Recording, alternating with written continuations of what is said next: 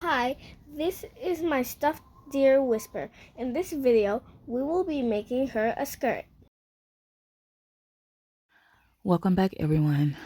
What you heard there was the voice of my 8-year-old daughter who has asked me to help her make a skirt for her pet deer. This is like a beanie toy that she really likes.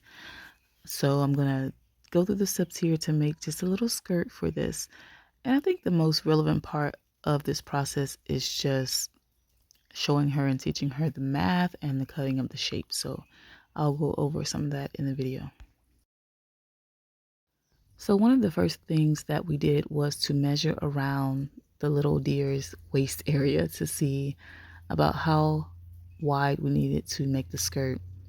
Now the measurement for the deer was 7 inches, and I'm going to be doubling that because I'm going to use elastic in the waist to make it wide enough to pull up over the back of the stuffing. Now, since I want this to be 14 inches around, each piece, front and back, needs to be 7 inches since 7 plus 7 equals 14. And that would mean that each fourth of a piece would be 3.5 or 3.5 inches since 3.5 plus 3.5 equals 7. Now this is just going to be a simple little A-line style skirt with the shape of a trapezoid.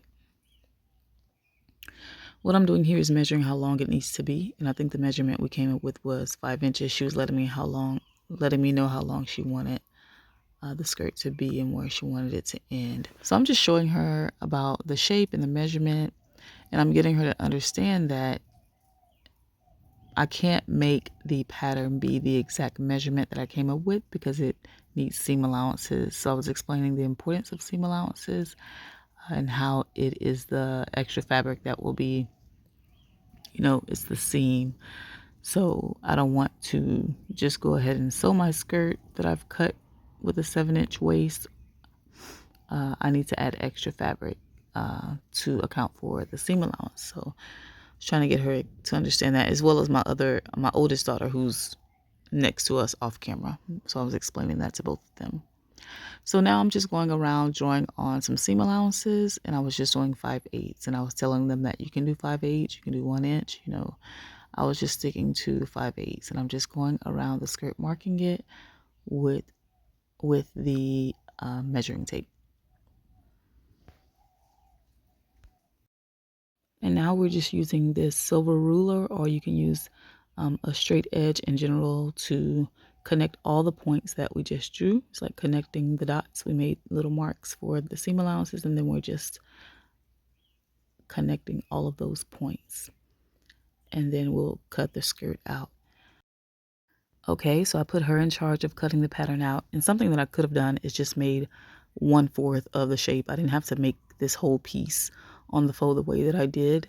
I didn't think about it till it was kind of too late. But you can just do 1/4 of the pattern and then cut it on the fold, and it'll open up, the fabric piece will open up like this one did. So I'll just have two, a front and back, two of this A-line shape, kind of like a trapezoid. And yes, the waist does look very wide compared to the size of that little animal. But as I said, it's going to be, we're going to use elastic to give it like a gathered effect. So we just doubled the size of the waist. We didn't have to double it. We could have just made it a little bit bigger beyond the 7 inches, but I just went ahead and doubled that. And then we're labeling the pieces. I was teaching them about not getting your pieces mixed up, or also labeling them to let yourself know how many pieces you need to cut of a pattern. And she has put a little name tag there for Whisper. That is Whisper. This fabric, the color is so nice, and the texture is very nice as well. Feels like rayon.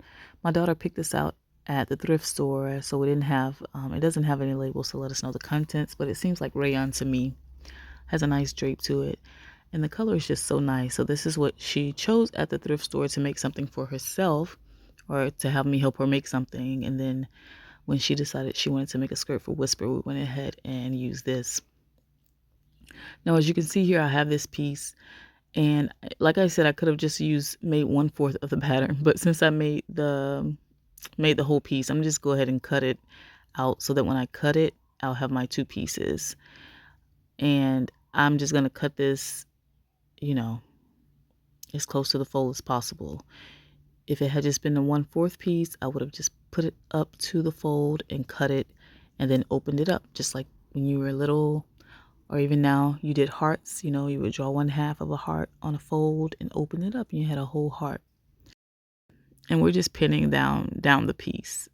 You know, if you've heard me mention in previous videos, I don't really use pins, but I bought pins for the purpose of teaching them. So we got some really nice long pins with the pearl balls on the end. So it's been a while since I've had those. It's really nice to have.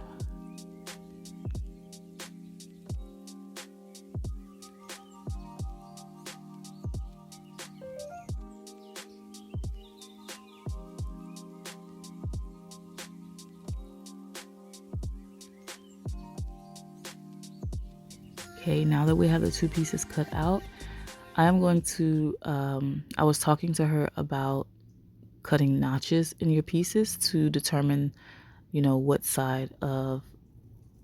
to determine the top and bottom of the pattern.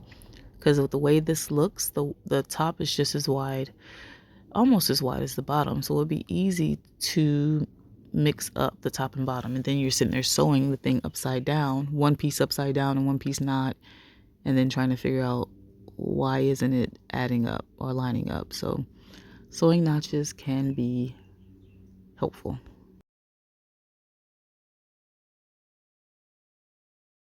Once we had the pieces cut, we went ahead into the sewing room and started to put it all together. So right here, I was just setting up the machine. We had to find some thread that would work because I didn't have one to match this color exactly. Yeah, you have to sew like that. Now we can take the pin out. Alright. Now hold it with 2 hands and try to keep it on the line. I'm going to help you. Okay, go. Push the pedal. Okay, go. Go. You don't have to sew too fast. Good job. You're straight against that line as much as possible. Once it gets away, we just guide it back over there. Stop. Always try to get your pins out before you get to them.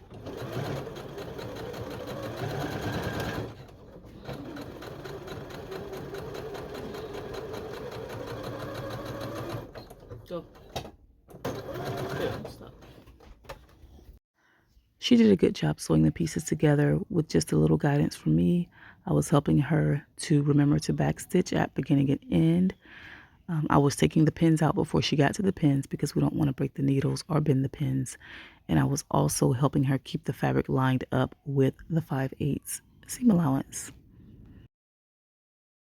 After she got both sides sewn together, the next step was to cut some elastic and sew it into the skirt. So we just wrapped it around Whisper, pulled it so it's a little bit snug, and then used that piece to sew into the fabric. And I did this part here because she doesn't have any experience sewing in elastic. So that is something I'll have to teach. And for now, I just did it for her. Now, I did not finish the top edge of the waist for this little skirt since it was for Whisper. However, I did hem the bottom. And so here's Whisper with her little skirt. My daughter also made her a halter top just by wrapping some fabric around. But this is the skirt, and you definitely can. I definitely could have sewn down the top edge, but just kind of moving quickly there. And she was pleased with the outcome.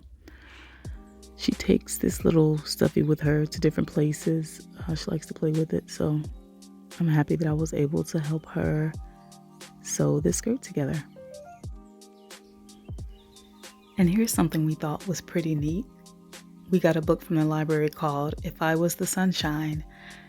And on one of the pages, it says, if you were the winter and I was the spring, I'd call you Whisper. And the next page says, and you'd call me Sing.